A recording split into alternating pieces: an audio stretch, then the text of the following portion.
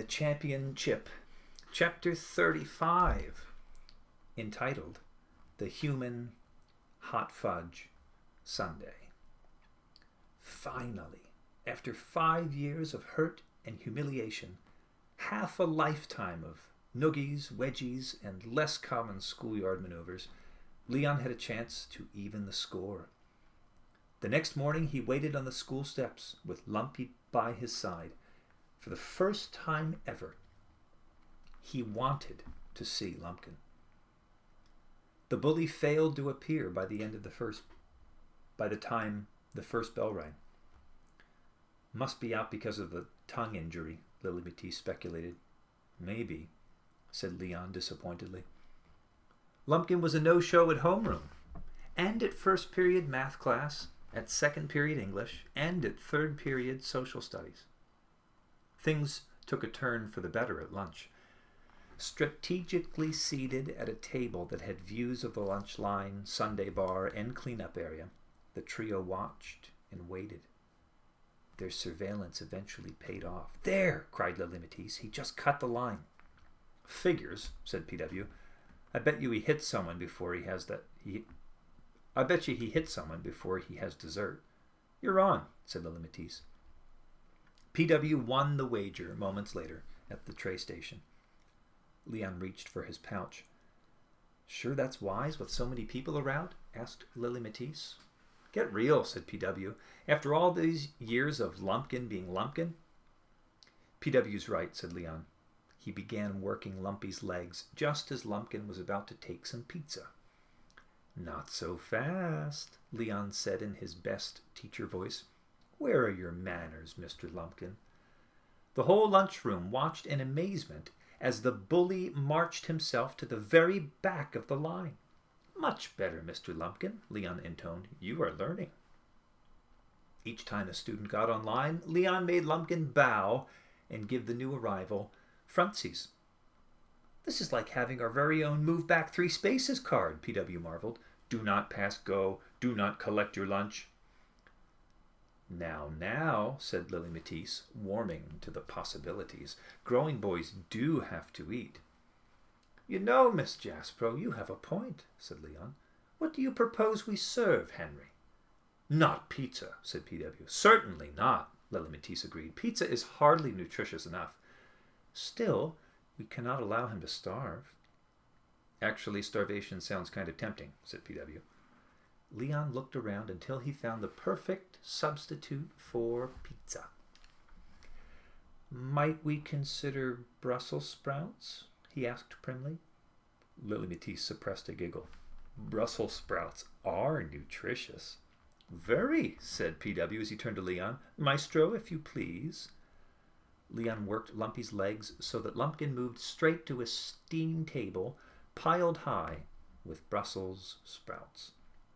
Do remember, said Lily Matisse, the school has a strict take all you want, eat all you take policy. As well it should, said PW. Leon worked Lumpy's arms. He said, I'm feeling a little resistance. Is that a problem? Asked Lily Matisse. I don't think so, said Leon. After 5 minutes of diligent manipulation, he managed to devise a move, a tricky wrist flick and leg lunge combination that dispatched Lumpkin with a plate full of Brussels sprouts. He's heading toward the garbage bins, Lily Matisse warned moments later. Not for long, said Leon. A bit more finger work seated the reluctant vegetarian next to Mr. Groot. That should fix him, said PW. Now he's got to eat those suckers.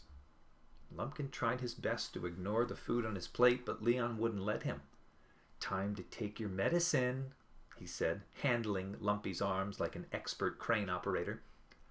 That's 1, said Lily Matisse gleefully as Lumpkin shoved a Brussels sprout into his mouth. That's 2, said PW. 3, said Lily Matisse. 4, said PW. Leon kept at it until every sprout was gone.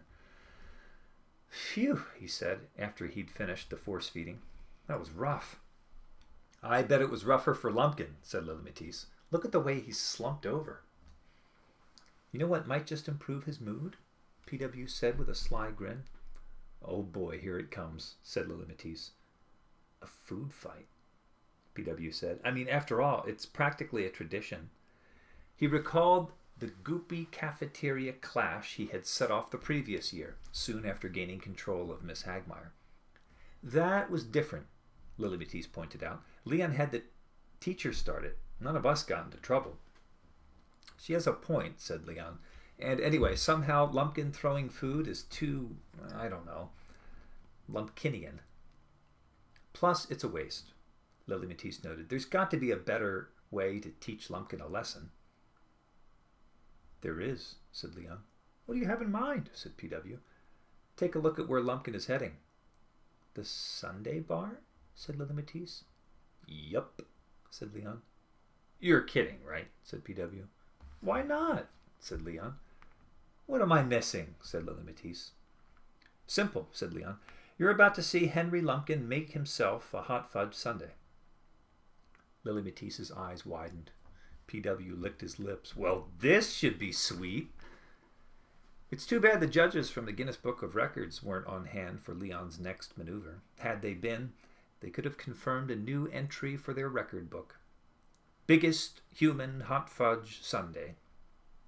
Leon began his dessert making with 3 scoops of vanilla ice cream, 1 scoop for each shoulder, easily targeted thanks to the silver stars, and a 3rd scoop applied to the head. Next came the hot fudge. Using Lumpy, Leon forced Lumpkin to ladle a generous amount of the sauce on each of the 3 scoops of ice cream. What about his face? Said PW. Don't, cried Lily Matisse. You might burn him. Relax, said Leon. I'm done with the hot fudge. Don't be a wuss, said PW. I'm not being a wuss, said Leon. I'm saving the face for the whipped cream. Oh, said PW. Sorry. You better hurry up, said Lily Matisse. Groot is heading over there. Leon swiftly worked Lumpy's hands so that Lumpkin would grab hold of the whipped cream. A few quick jiggles of the tiny forearm prompted Lumpkin to shake the can. Here goes, said Leon. He made Lumpkin shoot off a thick stream of whipped cream. Oh my gosh, said Lily Matisse.